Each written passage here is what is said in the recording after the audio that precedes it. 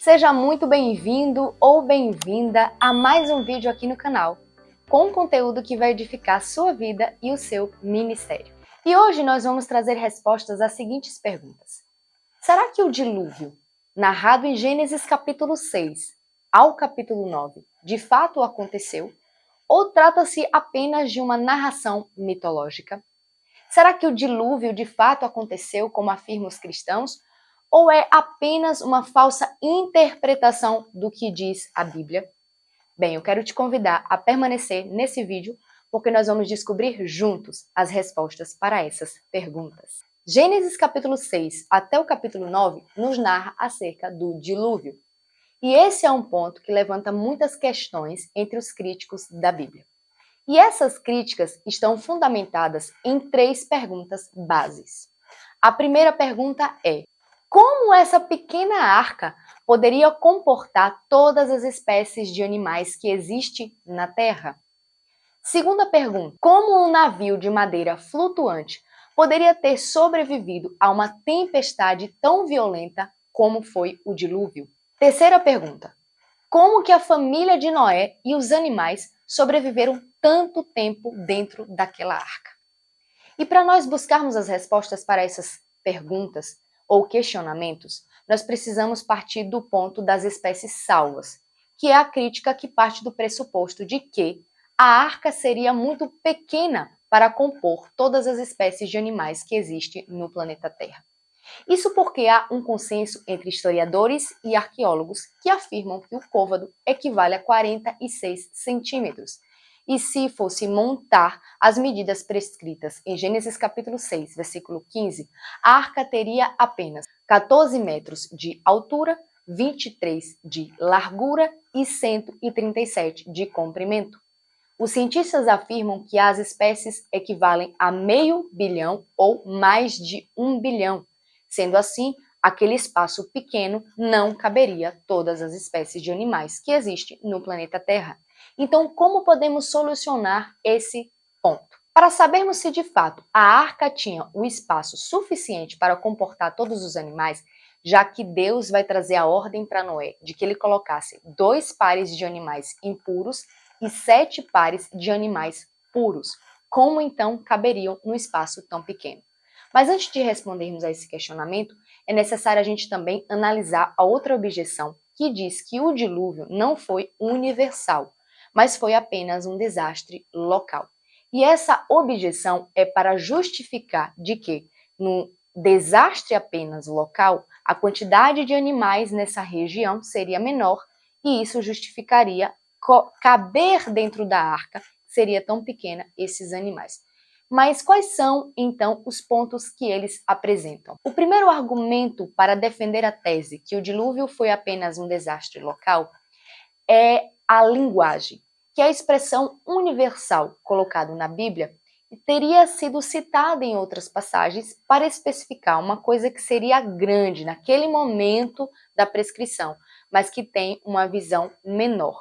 Como vemos, por exemplo, em Atos dos Apóstolos, capítulo 2, versículo 5, que diz que ali estavam presentes todas as nações da terra, mas a análise é que havia apenas as nações romanas, além de usar outros textos também em Colossenses e outras passagens. Então, após apresentar esses argumentos, eles chegam à conclusão de que os animais só caberiam nessa arca pequena se de fato o dilúvio foi apenas um desastre local. Mas será que de fato isso é verídico? Bem, vamos agora apresentar a resposta para esses argumentos. Enquanto há muitos críticos que afirmam que o dilúvio tratou-se apenas de um desastre local, há muitos estudiosos do Velho Testamento que afirmam e que acreditam que há evidências suficientes para provar que o dilúvio tratou-se de um desastre universal. E que a justificativa da expressão linguagem universal não pode ser baseada, porque a forma que se utiliza em Gênesis não tem a mesma intensidade que é colocada em outras passagens. E sobre isso, afirma Norman Geisler: a ordem divina de levar animais de todas as espécies não seria necessária se apenas a vida numa área geográfica limitada fosse destruída. E ele afirma ainda que se o dilúvio foi apenas um desastre local, Não tinha necessidade de Deus ordenar que todas as espécies de animais fossem conservadas na arca, porque facilmente essas espécies que estavam em outras partes do mundo poderiam ser migradas para lá. Além disso, Gênesis capítulo 10, versículo 32, nos afirma que toda a humanidade recomeçou a partir de Noé e de sua família.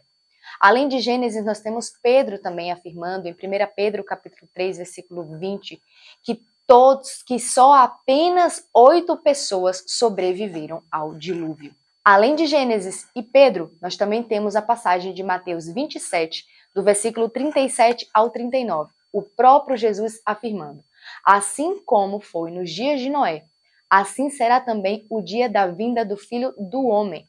Como o dilúvio os pegou de surpresa, assim também a vinda do Filho do Homem os pegará de surpresa, aqueles que estão vivendo uma vida de desobediência. Se há muitos críticos que dizem que o dilúvio não aconteceu, eu prefiro me apegar ao que Jesus, o próprio Jesus, afirmou de que verdadeiramente ele aconteceu. Mas e a arca? Se foi um desastre universal, essa arca iria caber ou comportar todas as espécies de animais que existem? Bem, vamos apresentar as respostas para essas objeções. Ainda como afirma Norman Geisler, engenheiros, programadores e especialistas em animais selvagens, todos consideraram o problema. E seu consenso é que a arca era suficiente para a tarefa. Ou seja, a arca possuía um tamanho enorme. Ela teria um tamanho de um navio com 3 tipos de convés, que triplicavam o seu tamanho para 45.000 metros cúbicos.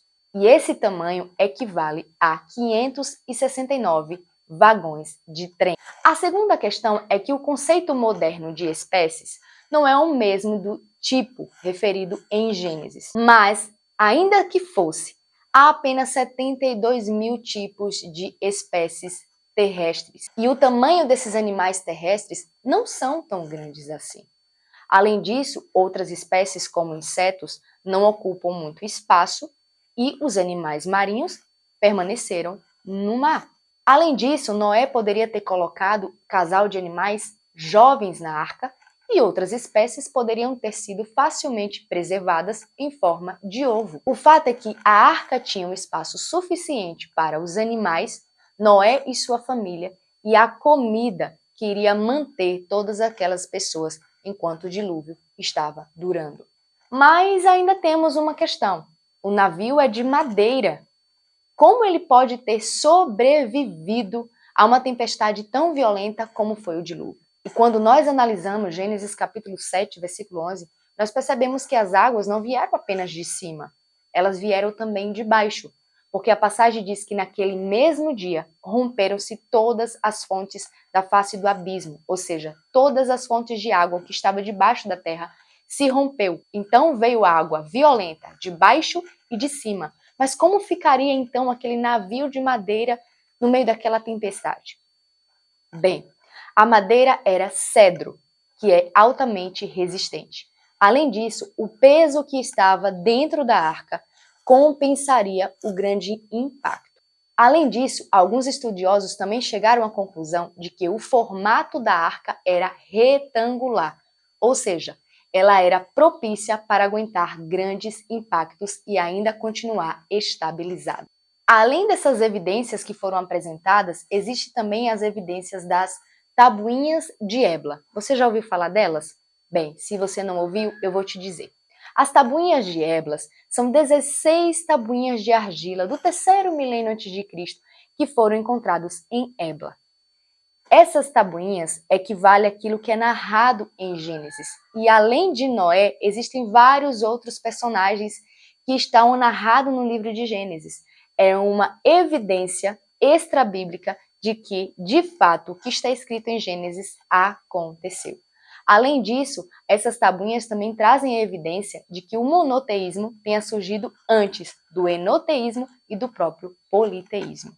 Como vimos, há evidências racionais e arqueológicas que de fato o dilúvio aconteceu. Mas para muitas pessoas não é falta de evidências que as fazem duvidar de que de fato o dilúvio ocorreu, mas é uma falsa percepção na essência de Deus. E eles afirmam: como pode um Deus tão amoroso permitir que um desastre pudesse matar tantas pessoas afogadas. O fato é que nem todas as pessoas que afirmam conhecer Deus de fato o conhecem. E que aceitar Deus, o seu amor, o seu cuidado, mas desprezar o seu juízo, é a clara concepção de que não conhecem a Deus. Assim como aqueles atenienses que fizeram altares para vários deuses, e entre eles havia o Deus desconhecido.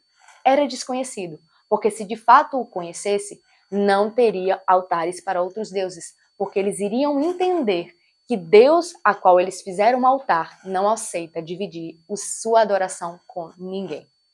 O fato é que esse mundo diz conhecer a Deus, mas não conhece. E a única forma de nós conseguirmos entendermos ou conhecermos quem é Deus é através da sua palavra. E os cristãos devem acreditar no que diz a palavra de Deus. Abrir espaço para outras coisas é permitir o relativismo. Mas algumas pessoas podem usar o argumento de que esses cristãos interpretam errado a Bíblia. Bem, uma coisa é uma exegese ruim, outra coisa é negar o que claramente o texto bíblico nos apresenta. E os textos de Gênesis 6 e 9 nos falam claramente que houve um dilúvio. E o dilúvio não mostra apenas o juízo de Deus, mas também a sua misericórdia. As pessoas fogem porque não querem aceitar o Deus que julga, o Deus que vê e traz juízo sobre os seus pecados. Assim como vemos nas palavras de Jesus, em Mateus 27, 36 ao 39, assim como o dilúvio foi a ordem de Deus para separar os fiéis dos infiéis, assim também será a vinda de Jesus. E o juízo de Deus, ou a justiça reta do Senhor, não iria permitir que aqueles que negaram Deus a vida inteira pudessem estar no mesmo lugar de conservação daqueles que decidiram seguir a Cristo em toda a sua vida. O dilúvio nos mostra não só o juízo de Deus, mas a misericórdia, de que se você se voltar para Ele, Ele pode mandar um socorro para que você possa ser livre da ira futura. O mundo se inquieta porque despreza a verdade de que a aplicação da justiça de Deus é o que de fato traz paz à terra. Vamos analisar essa passagem, que se encontra em Salmo 76, versículo 8. Desde os céus fizeste ouvir o teu juízo, a terra tremeu e se aquietou quando Deus se levantou para julgar, para livrar os mansos da terra. Assim como os que andam em retidão não temem as autoridades, como está escrito em Romanos capítulo 13, do versículo 1 até o versículo 5, aqueles que andam com Cristo não temem o juízo de Deus que há de vir sobre toda a terra. Assim como está escrito em João 5:24. Em verdade vos digo, quem ouve a minha palavra e crê naquele que me enviou, tem a vida eterna, não entra em juízo, mas passou da morte para a vida. Se você se arrepender dos seus pecados e buscar a Jesus, Ele é a arca que te mantém conservado e livre da ira vindoura. Se esse vídeo edificou a sua vida, eu quero lhe pedir, deixe seu like, se inscreva no canal, ative o sininho das notificações e compartilhe para que esse conteúdo possa alcançar o coração das pessoas e possamos afirmar que a Escritura é verdadeira e é inspirada por Deus. Que Deus em Cristo te abençoe, em nome de Jesus.